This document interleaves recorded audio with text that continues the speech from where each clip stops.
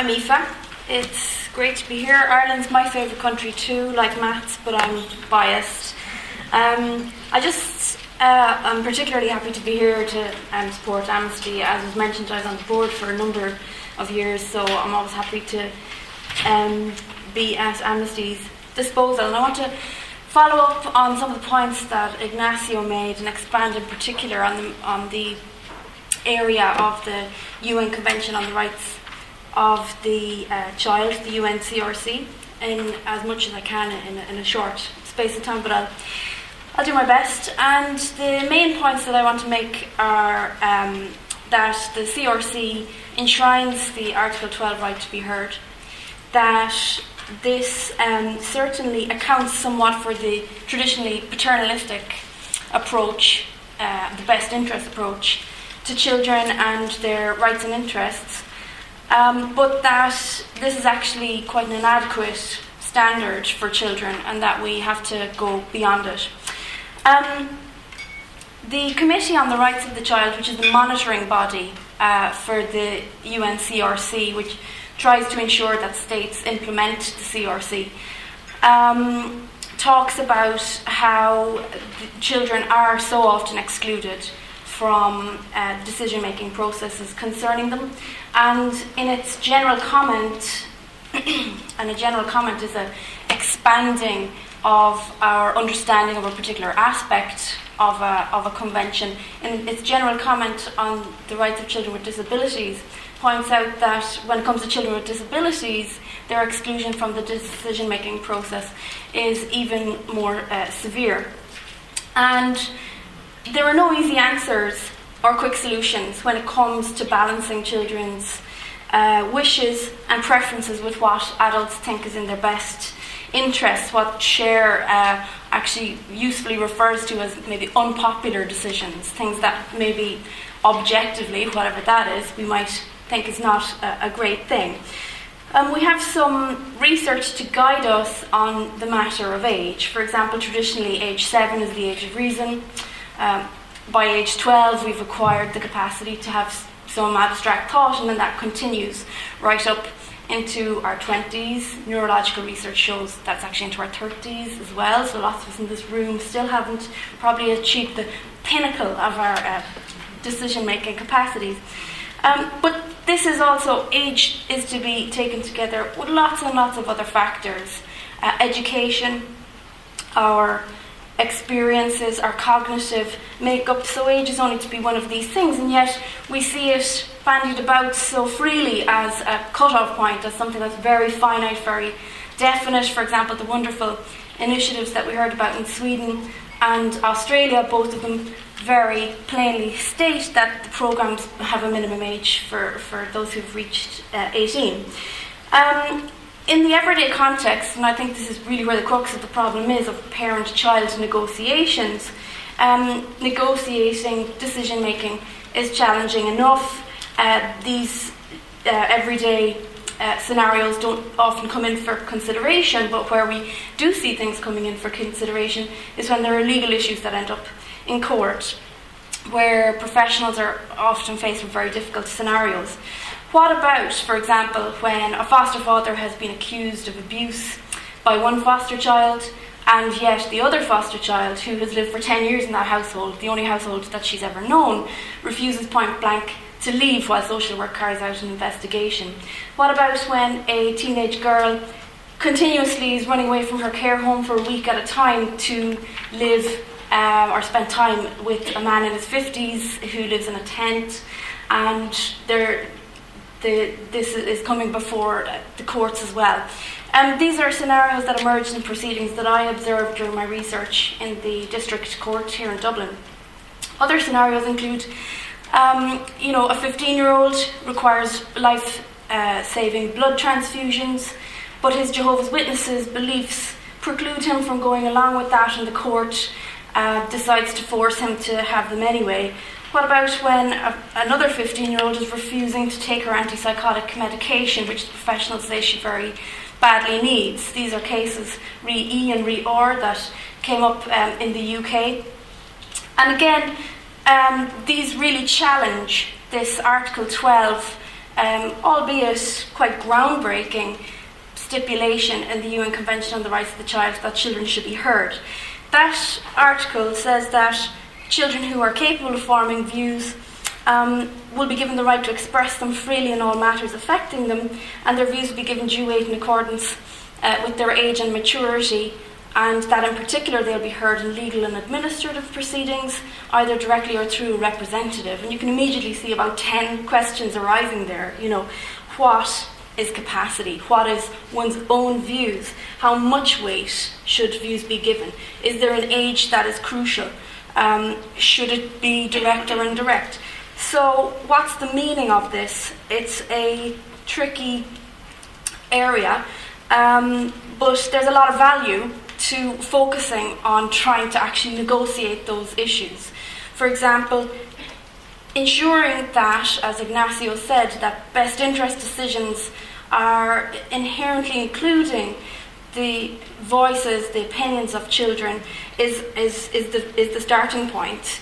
And contrary to our usual approach, where we assume that children should be protected and kept out of these kinds of decision-making processes, there's a huge body of empirical research that goes against that. Cashmore and Parkinson in Australia, Pruitt in the US, Gillian Douglas in the UK talk about how children want to be heard.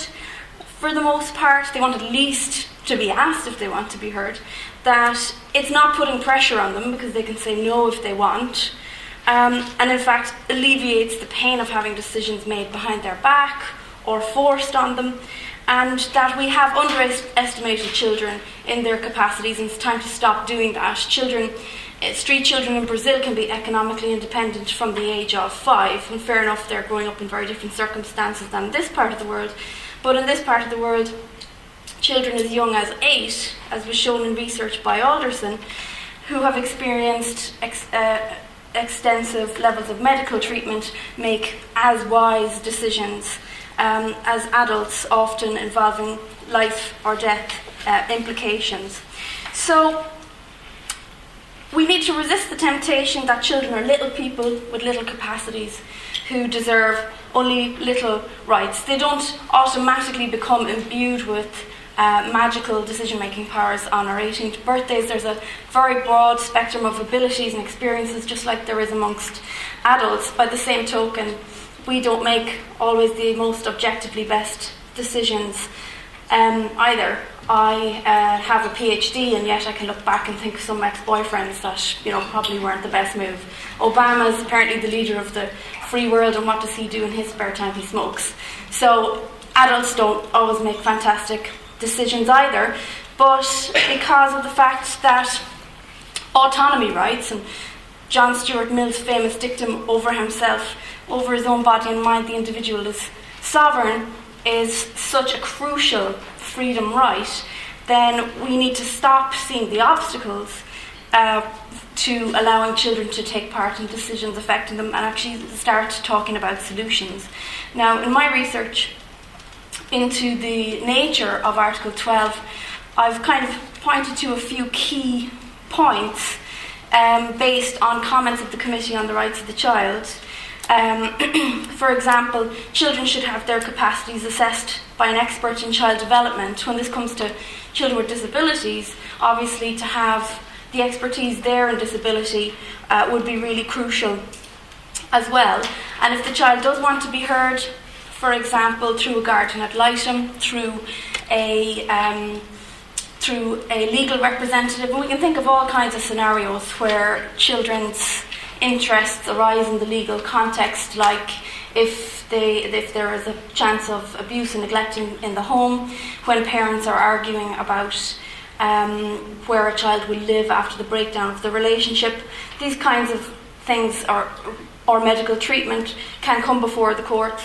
So the court, under Article 12, has to take account of children's views effectively and demonstrate back to the child how this has occurred. Now, of course, all of this takes time and money and change in thinking about how to engage in that kind of process, so oftentimes doesn't happen. And in care cases in the UK, children automatically have this kind of process happening for them. In Ireland, it's about 10% of the time in most in the most serious cases, and where judges are open to the process of using, for example, a guardian ad litem, a social worker, to oversee children's interests or represent children's interests in the courts. But there's lots of unanswered questions. For example, what about when there is non-verbal communication, if we're talking about an infant or if we're talking about children with severe disabilities? And this hasn't been really a question that's answered by the committee at all. They've talked about the importance of non-verbal communication but not gone into much detail on it.